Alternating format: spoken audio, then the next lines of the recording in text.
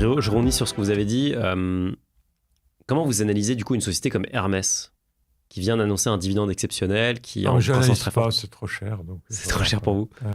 Il y a une autre question qu'on m'a pas mal posée, c'est si vous analysiez les coûts manqués, les sociétés sur lesquelles vous n'êtes pas positionné, que vous avez raté. Est-ce que vous avez un espèce d'anti-portefeuille dans lequel vous mettez les sociétés que vous n'avez pas achetées?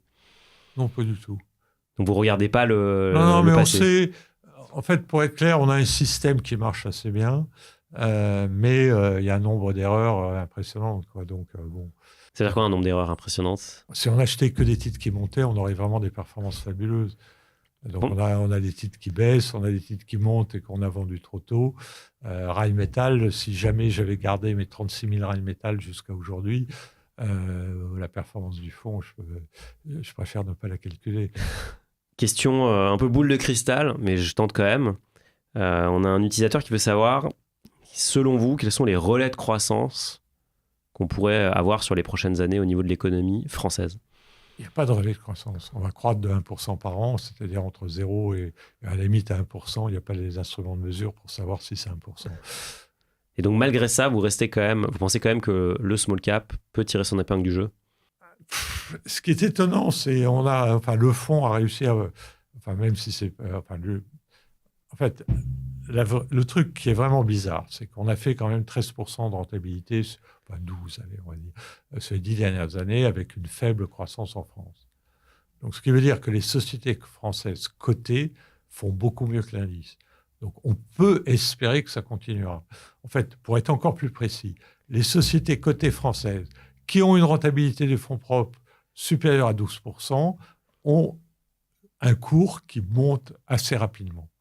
Donc, on peut espérer que ça continue, mais ce n'est que de l'espérance. L'assurance vie, c'est simple, c'est l'enveloppe d'investissement préférée des Français. Le problème, c'est que la plupart des contrats sont bourrés de frais. Frais de versement, frais de gestion, frais de contrat, frais de support, frais d'arbitrage. C'est un véritable millefeuille indigeste auquel vous allez faire face. Combinés, ces frais peuvent vite atteindre plus de 3% par an pour les acteurs traditionnels comme les grandes banques. Si vous suivez cette chaîne, vous le savez, 3% par an, c'est près de 60% de manque à gagner sur 30 ans. C'est exactement pour cette raison que j'ai lancé un contrat d'assurance vie avec des frais bas. Les frais de gestion commencent à 0,99% et évoluent en fonction de votre abonnement Finari. C'est simple, ce contrat, c'est l'un des moins chers sur le marché pour la gestion profilée.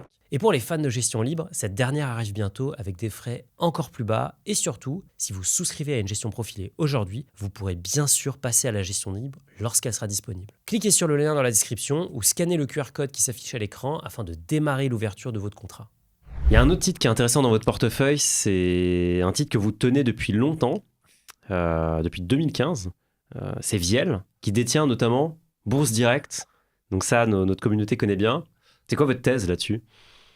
Alors en fait, Viel, c'est une société dont le bénéfice a cru fortement depuis 2015 et dont le price earning est resté à peu près constant à 6-7 fois.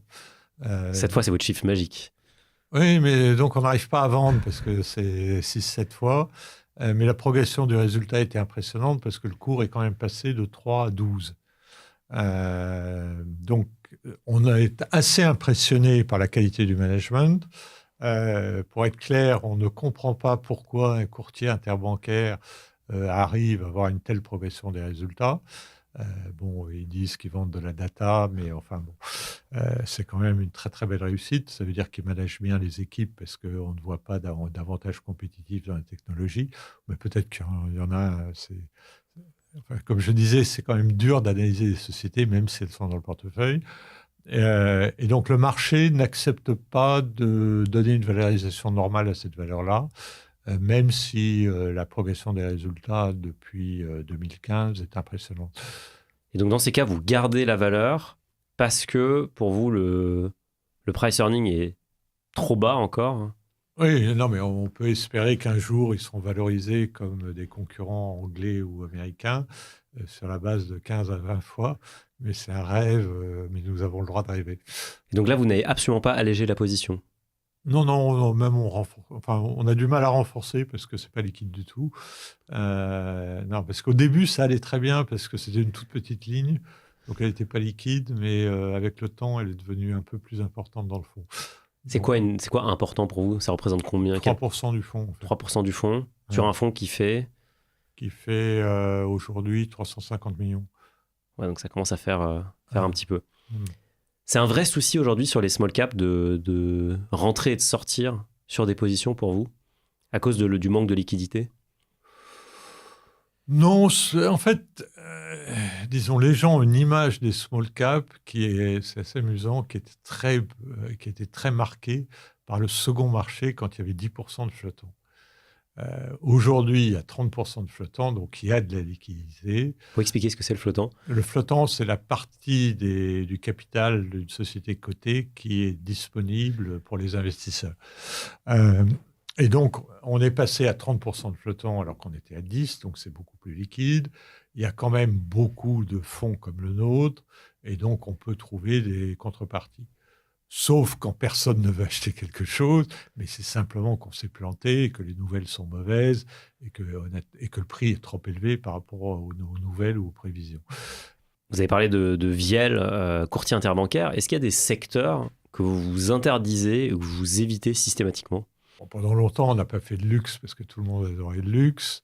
La pharmacie, a priori, c'est trop cher pour nous. Donc, d'ailleurs, soyez pas sans Sanofi, à un moment, c'était tentant.